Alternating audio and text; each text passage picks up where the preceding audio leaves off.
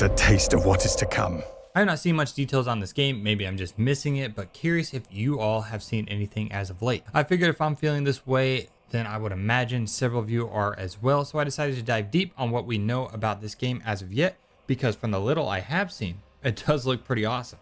Maybe marketing will pick up as we are nearing the September 9th release date. We first saw this game at the Game Awards in 2021. It came back to the Game Awards in 2022 with some gameplay footage, and a 2023 release date was announced, which obviously got pushed to September of 2024. Summer Game Fest 2023 showed off more gameplay, specifically story beats and the co-op announcement, which was exciting to see. This is also where they announced a winter of 2023 release date, which again, we know this did not happen. The Game Awards last year, 2023, is when they announced the official release date of September 9th, 2024. Lots of years there, I know, bear with me.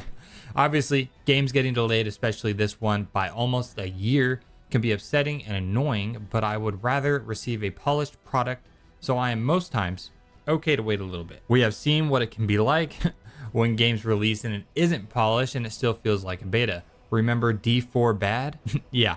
Luckily, Season 4 has been pretty decent, and the game seems to be getting some traction, but for a lot of games, once that game is recognized as, quote, bad by the vast majority of gamers, it can be incredibly hard and frankly impossible to make a comeback. All in all, I'm glad this game is getting the love and polish it most definitely deserves.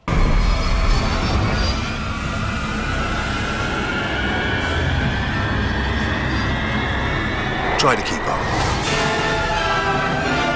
Let's touch on the first game a bit before jumping into the details of Space Marine 2 and the different additions this game has to offer. 13 years since the original Space Marine game, the game is still priced at a laughable $60.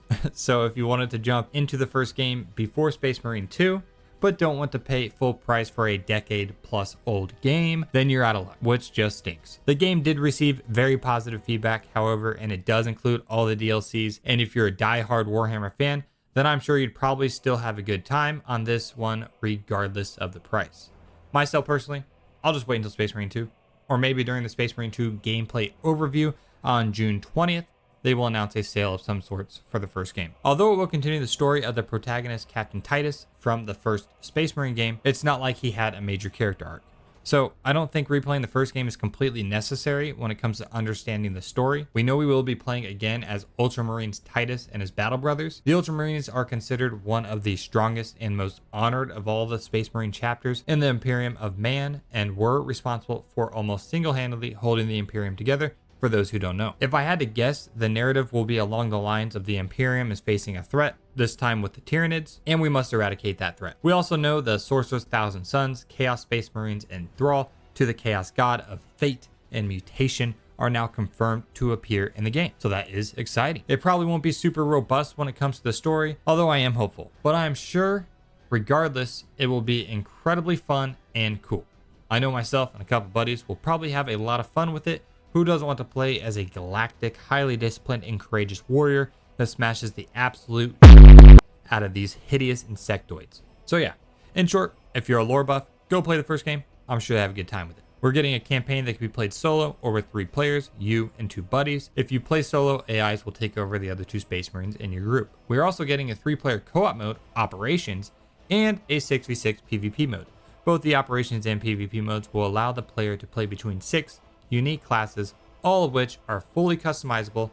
More on these later. I won't harp on the narrative campaign too much, as we briefly touched on it just a bit ago. Like I said, I think it will probably be along the lines of the Imperium facing the threat of the Tyranids, and Titus and some more badasses are dispatched to take them out. Should be a good time overall. The co-op Operations mode, in which you'll pick one of the 6 available classes and work in a team to defeat various Xeno abominations.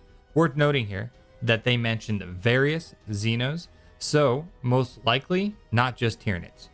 It may be a bit similar to Helldivers 2, where an operation could be anything from surviving the infestation of Tyranids to rescuing or escorting some Imperial guards. Again, not much information here on the operations. I would assume we get more of that on the June 20th gameplay overview stream, so be sure to subscribe, as I will be covering that stream and all the new information we learn regarding the campaign, co-op, and PvP. Speaking of PvP, 6v6 PvP, baby. This should be a good time. Space Marines' iconic battle against the Chaos Space Marines is back with 3 game modes: Annihilation, Seize Ground, and capture and control. The 6 classes we can play during operations and PvP are Tactical, Assault, Vanguard, Bulwark, Sniper, and Heavy. All we really know so far about these is that the Bulwark will have his combat shield and the Sniper a camo cloak. It does seem that each class has their own class trees with numerous unique perks. Seems interesting enough. Hopefully we will see more details on the classes before the game releases. Let me know what class you're most excited for and what theories you have for each class. For me, Bulwark and Heavy, they've got my attention. There are 3 different editions of this game. We have the Standard Edition, which comes with, well, the game, the Gold Edition, which includes the Season Pass, and lastly, the Ultra Edition, which includes the game, the Season Pass, and the Ultramarines Champion Pack. Additionally, you can pre-order to get the Chosen DLC, and if you pre-order the Gold or Ultra Edition, you also get to play the game 4 days early. This always sucks. Publishers trying to inflict FOMO here, but it is a valid business decision. Although it sucks, these companies make millions and millions of dollars off of it. Anyone in the shoes of the person who makes these decisions would do the same thing. And that's what I remind myself when I see things like this. Instead of getting angry, I try reorienting my perspective, and I can typically see why companies do this. Now keep in mind, I will not be pre-ordering. You should never pre-order, but plenty of people still do, so this will just continue to happen. It is what it is.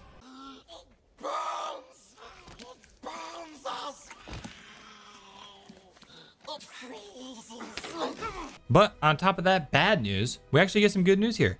Something crazy that you don't see very often in the gaming industry. Quote, "We want Space Marine 2 to be an experience tailor-crafted for the players. Hence, we're happy to confirm that there aren't any microtransactions in Space Marine 2, no in-game cash shop, all gameplay content and features will be free to all players. Any paid DLCs will be cosmetic only."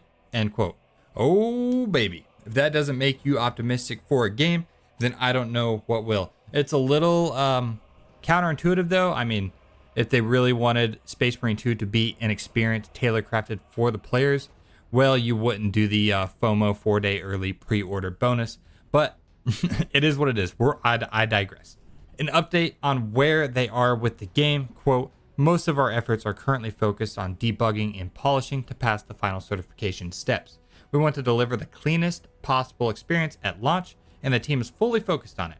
End quote. So sounds like the game is completely ready. The team is just doing some more polishing and bug fixing before release. This is always a great sign for games. Although I have not touched the game, from what I have seen, it looks like it will feel pretty immersive.